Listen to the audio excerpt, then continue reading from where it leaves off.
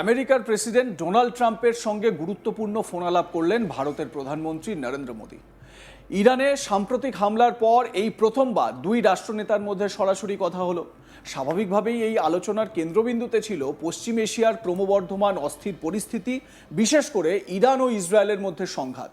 কূটনৈতিক মহলের মতে এই ফোনালাপ কেবল একটি সৌজন্যমূলক বিনিময় নয়, বরং বর্তমান আন্তর্জাতিক প্রেক্ষাপটে অত্যন্ত তাৎপর্যপূর্ণ পদক্ষেপ। বিশ্বজুড়ে যখন উদ্বেগ বাড়ছে, তখন দুই প্রভাবশালী দেশের নেতাদের এই সংলাপ ভবিষ্যতের কূটনৈতিক দিক নির্দেশও স্পষ্ট করতে পারে। বিদেশ মন্ত্রকের মুখপাত্র রণধীর জয়সওয়াল সাংবাদিক সম্মেলন করে জানান, প্রধানমন্ত্রী নরেন্দ্র মোদী পশ্চিম এশিয়ার পরিবর্তনশীল পরিস্থিতি নিয়ে আমেরিকার প্রেসিডেন্ট এবং শ্রীলঙ্কার প্রেসিডেন্টের সঙ্গে পৃথকভাবে আলোচনা করেছেন। তিনি ভারতের পক্ষ থেকে উত্তেজনা প্রশমনের আহ্বান পুনর্ব্যক্ত করেন এবং দ্রুত শান্তি পুনঃপ্রতিষ্ঠার উপর জোর দেন। পাশাপাশি বৈশ্বিক স্থিতিশীলতার স্বার্থে হরমুজ প্রণালী খোলা ও সুরক্ষিত রাখার প্রয়োজনীয়তার কথা উল্লেখ করেন। দুই বৈঠকেই সমুদ্রপথে বাণিজ্যিক জাহাজ চলাচলের নিরাপত্তা নিশ্চিত করা, আঞ্চলিক শান্তি বজায় রাখা এবং জ্বালানি নিরাপত্তা জোরদারে পারস্পরিক সমন্বয়ের উপর গুরুত্ব আরোপ করা হয়। এই সময় ভারত শ্রীলঙ্কা সহযোগিতার বিষয়টিও বিশেষভাবে আলোচিত হয়েছে। এদিকে ভারত আঞ্চলিক অংশীদারদের সঙ্গে নিয়ে নিয়মিত যোগাযোগ বজায় রাখছে, যার মধ্যে ইরানও রয়েছে। পাশাপাশি সংঘাতপূর্ণ এলাকা থেকে ভারতীয় নাগরিকদের নিরাপদে ফিরিয়ে আনার উদ্যোগ নেওয়া হয়েছে। ইতিমধ্যে আর্মেনিয়া এবং আজারবাইজান রুট ব্যবহার করে উদ্ধার প্রক্রিয়া শুরু হয়েছে। এ বিষয়ে বিদেশ মন্ত্রকের মুখপাত্র রণধীর জয়সওয়াল কি জানিয়েছেন, শোনাবো তার বক্তব্য। As you are aware, our conversations with global leaders and countries have continued. Yesterday, our Prime Minister received a telephone call from the President of the United States, His Excellency Donald J. Trump. The two leaders had useful exchange of views on the ongoing evolving situation in West Asia. Prime Minister reiterated and put forth India's point of view, calling for de-escalation and restoration of peace at the earliest. He also underlined the importance of ensuring that the Strait of Hormuz remain open, secure, and accessible, and also conveyed that it is vital for global peace, stability, and economic well-being. Both leaders agreed to remain in touch regarding the ongoing efforts aimed at promoting peace and stability in the region. Prime Minister also yesterday received a call from the President of Sri Lanka, His Excellency Mr. Anurag Kumar Dissanayake. The two leaders obviously discussed the situation in West Asia. Both leaders reiterated the importance of keeping shipping lines open and secure in the interest of the global community. The two leaders discussed progress on various initiatives that are aimed at strengthening India-Sri Lanka energy cooperation and enhancing regional security. कल शाम माननीय विदेश मंत्री की जो Iran के यहाँ उनके राजदूत है उनसे मुलाकात हुई।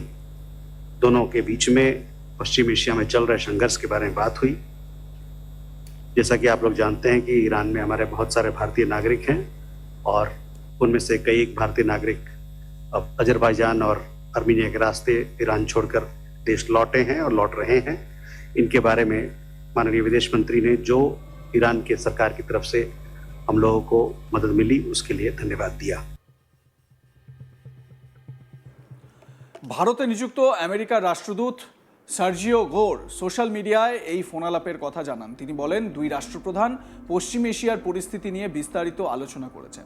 বিশেষভাবে উঠে আসে হরমুজ প্রণালীর নিরাপত্তা এবং তা খোলা রাখার প্রয়োজনীয়তার কথা। এখানে উল্লেখ করা প্রয়োজন, হরমুজ প্রণালী অর্থাৎ স্ট্রেট অফ হরমুজ বর্তমানে বিশ্ব অর্থনীতির অন্যতম গুরুত্বপূর্ণ জলপথ। বিশ্বের প্রায় 20% তেল এই পথ দিয়েই পরিবাহিত হয়। ফলে এই প্রণালীর উপর নিয়ন্ত্রণ বা বাধা সৃষ্টি হলে তার প্রভাব পড়ে গোটা বিশ্বের জ্বালানির বাজারে। গত 28শে ফেব্রুয়ারি আমেরিকা এবং ইসরায়েল যৌথভাবে ইরানের উপর সামরিক হামলা চালানোর পর থেকেই উত্তেজনা চরমে পৌঁছেছে। এই সংঘর্ষে ইরানের সর্বোচ্চ নেতা আয়াতুল্লাহ আলী খামেনির মৃত্যুর খবর সামনে আসে, যদিও তা নিয়ে আন্তর্জাতিক মহলে এখনও স্পষ্টতা নেই। অনেকে বলছেন যে আলী খামেনি এখনো জীবিত রয়েছেন এবং গোপন ডেরা থেকে তিনি এই ইউএস ইরান যুদ্ধ, সেই যুদ্ধ পরিচালনা করে চলেছেন। পাশাপাশি ইরানের একাধিক শীর্ষ সামরিক ও রাজনৈতিক নেতার মৃত্যুর ঘটনাও পরিস্থিতিকে আরও জটিল করে তুলেছে। এই সংঘাতের সরাসরি প্রভাব পড়েছে হরমুজ প্রণালীর উপর। বিভিন্ন আন্তর্জাতিক সূত্রে জানা যাচ্ছে যুদ্ধ পরিস্থিতির জেরে ইরান কার্যত এই গুরুত্বপূর্ণ জলপথের উপর নিয়ন্ত্রণ কড়া করেছে এবং অনেক ক্ষেত্রেই চলাচলে বাধা সৃষ্টি হয়েছে। এর ফলে বিশ্বজুড়ে তেল সরবরাহে ব্যাঘাত ঘটার আশঙ্কা তৈরি হয়েছে। বিশেষজ্ঞদের মতে যদি এই পরিস্থিতি দীর্ঘস্থায়ী হয় তাহলে আন্তর্জাতিক বাজারে অপরিশোধিত তেলের দাম উল্লেখযোগ্য হারে বৃদ্ধি পেতে পারে। এর প্রভাব পড়বে উন্নত থেকে উন্নয়নশীল প্রতিটি দেশের অর্থনীতিতেই। ভারতের জন্য এই পরিস্থিতি বিশেষভাবে গুরুত্বপূর্ণ, কারণ ভারত বিশ্বের তৃতীয় বৃহত্তম ক্রুড অয়েল আমদানিকারী দেশ। দেশের জ্বালানি চাহিদার একটি বড় অংশই বিদেশ থেকে আমদানি করতে হয়। ফলে হরমুজ প্রণালী বন্ধ হয়ে গেলে ভারতের জ্বালানি নিরাপত্তা বড়সড় চ্যালেঞ্জের মুখে পড়তে পারে। এই প্রেক্ষাপটে সম্প্রতি সংসদে বক্তব্য রাখতে গিয়ে প্রধানমন্ত্রী নরেন্দ্র মোদী স্পষ্ট ভাষায় জানিয়েছিলেন, হরমুজ প্রণালীতে কোনো রকম বাধা বা হামলা কোনোভাবেই গ্রহণযোগ্য নয়। তিনি জোর দিয়ে বলেছিলেন, এই পথ খোলা রাখা শুধু ভারতের জন্য নয়, বরং গোটা বিশ্বের স্বার্থে অত্যন্ত জরুরি। ট্রাম্পের সঙ্গে ফোনালাপের পরও একই বার্তা দেন প্রধানমন্ত্রী। তিনি জানান, ভারত সবসময় উত্তেজনা হ্রাস এবং শান্তিপূর্ণ সমাধানের পক্ষপাতী। একই সঙ্গে তিনি জোর দেন, হরমুজ প্রণালীকে খোলা, নিরাপদ এবং সকলের জন্য সহজলভ্য রাখার আন্তর্জাতিক সম্প্রদায়ের দায়িত্ব। এখানে আরও একটি গুরুত্বপূর্ণ দিক উঠে আসে। এই ফোনালাপের আগেই প্রধানমন্ত্রী মোদী ইরানের প্রেসিডেন্ট পেজেশকিয়ানের সঙ্গেও কথা বলেছিলেন। সেই বৈঠকে তিনি ভারতীয় জাহাজগুলির নিরাপদ যাতায়াত নিশ্চিত করার বিষয়টি গুরুত্ব সহকারে তোলেন।